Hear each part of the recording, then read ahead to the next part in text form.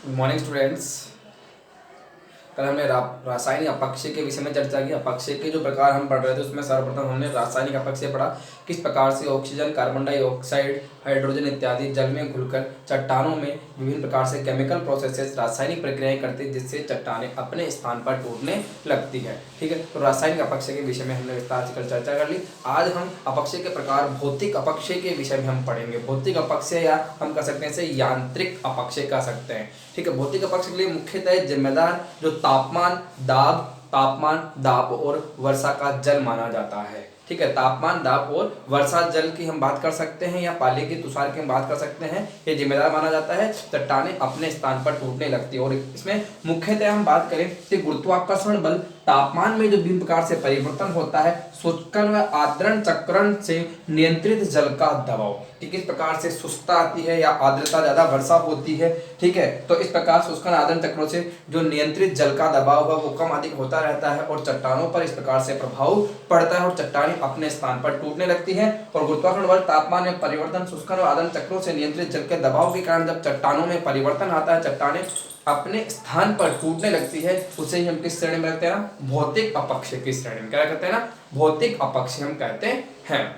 ठीक है, तो चट्टानों का विघटन विभिन्न प्रकार से, यहाँ पे हम शब्द काम में लेंगे विघटन। ठीक है, और हमने रासायनिक अपक्षय में क्या काम में लिया था, वियोजन। क्या काम में लिया था ना, वियोजन। यहाँ पे हम बात करें चट्टानों का अपने स्थान पर जो विघटन होना है, और विघटन किस कारण से हो रहा है, तापमान के कारण, वर्षा के कारण और विभिन्न प्रकार जब हम बात करते हैं पाला पड़ने के कारण ये जो विघटन हो रहा है, इसे हम किस में शामिल करते हैं, चट्टानों के टूटने को हम इसे भौतिक अपक्षय में रखते हैं। किसमें रखते हैं ना, भौतिक अपक्षय में रखते हैं। चट्टानों में लगातार विस्तार होता है, चट्टानें फैलती है या चट्टानों में सिकुड़न होती है। इस प्रकार से अगर अधिक तापमान है तो क्या होगा, चट्टानें फैलेगी, तापमान कम हो जाता है, चट्टान अपने स्थान पर सिकुड़ने लगती है। तो सिकुड़ने और फैलने में यहाँ पे क्या हो रहा है, चट्टानों में दरारें आती हैं, चट्टानें अपने स्थान पर टूटने लग जाती है। ठीक है, इस प्रकार से चट्टानों का जो बिखरना होता है अपने स्थान पर, उसे हम क्या कहते हैं, भौतिक अपक्षय कहते हैं। क्या कहते हैं, भौतिक अपक्षय कहते हैं।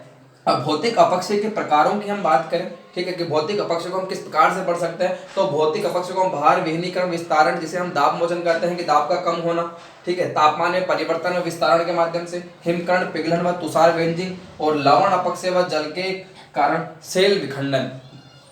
5 प्रकार से हम कहेंगे, 5 रूप से हम भौतिक अपक्षय को पढ़ने का प्रयास करेंगे। ठीक है, सर्वप्रथम हम बात करते हैं भार विहीनीकरण व विस्तारण, या जिसे हम दाब मोचन करते हैं। देखो शब्द से स्पष्ट हो रहा है, भार विहीनीकरण यानी कि भार का कम हो जाना, भार हट जाना, दाब मोचन यानी कि दाब जो प्रेशर है उसका कम हो जाना। जब क्या होगा, किसी कारण भूभाग की ऊपरी चट्टानें हट जाती है। जैसे कि हम बात करते हैं, यहाँ पे चट्टान है और इसकी ऊपरी चट्टानें यहाँ पर इस पर दबाव डाले हुए हैं, इसके ऊपर भार बनाए हुए। जब किसी कारण से ऊपरी चट्टान हट जाती है तो निचली चट्टान में क्या होगा ना, यहाँ पे इस चट्टान में परिवर्तन होगा और ये चट्टान अपने स्थान पर टूटने लगेगी। किसके कारण, दाब में कमी के कारण, दाब मोचन होने का। जब ऊपरी चट्टान हट गई यानी कि क्या हो गया ना, इस चट्टान के ऊपर जो भार था वो कम हो गया, चट्टान के ऊपर जो भार था वो कम हो गया। इस प्रकार से जो चट्टानें टूटती है, चट्टानों का टूटना है, वो हम क्या कहते हैं कि दाब मोचन या भार विहीनीकरण, जो भौतिक अपक्षय का एक प्रकार हम कह सकते हैं। ठीक है, तो इस प्रकार क्या हो रहा है, किसी भूभाग के चट्टानें हट जाती है, उससे निचली चट्टानों पर पड़ने वाला दाब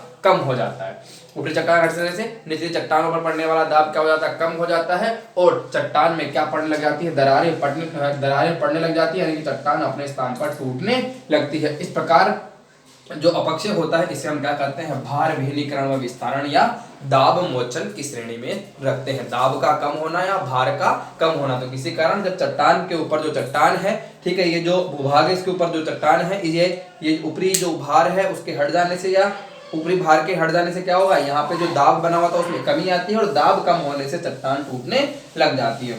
अगला हम बात करते हैं तापक्रम में परिवर्तन व विस्तारण।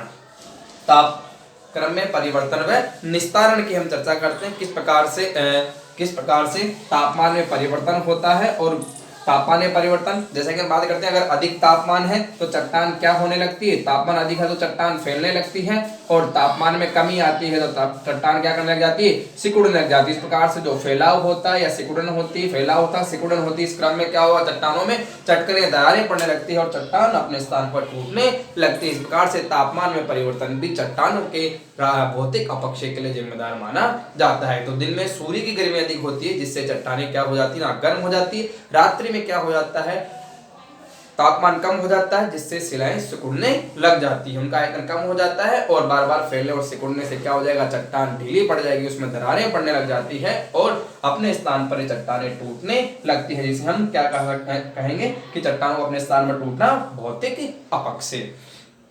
आगे हम चर्चा करते हैं हिमकरण पिघलन व तुषार विंजिंग। हिमकरण पिघलन व तुषार विंजिंग यानी कि जो पाला पड़ता है उस कारण से जो चट्टानों में दरारें पड़ती है, चट्टानें अपने स्थान पर टूटती है।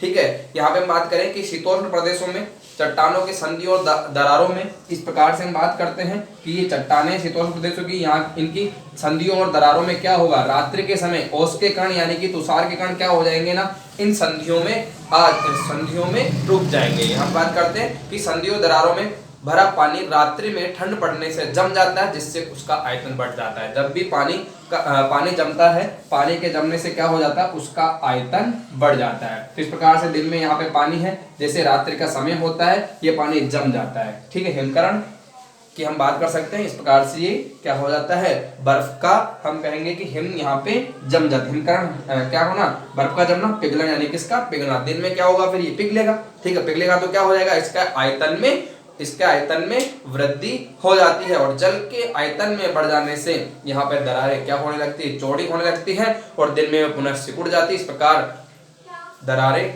बढ़ना, सिकुड़ना और चट्टानें इस प्रकार से टूटने लग जाती है। देखो इसमें क्या की हमने बात, हिमकरण और पिघलन। जब दिन में यहाँ पे चट्टानों की संधियों में जो जल भरा हुआ होता है, ये जल क्या करता है, रात्रि में क्या कर रहा है, ये जल में हिमकरण होता है यानी कि जल जमने लग जाता है और जमने के बाद जब दिन में वापस से जल क्या होता है, पिघलता है, तो इसके आयतन में वृद्धि होती है। आयतन में वृद्धि होती है तो दरारें चौड़ी होने लगती है। इस प्रकार जब क्रम चलता रहता है तो क्या होता है, इस क्रम के चलने से चट्टानों में दरारें बड़ी होने लग जाती है और चट्टानें अपने स्थान पर टूटने लगती है। इस प्रकार से हिमकरण, पिघलन और तुषार विंजिंग से भी चट्टानें अपने स्थान पर टूटती है। इसे हम भौतिक अपक्षय में शामिल करते हैं।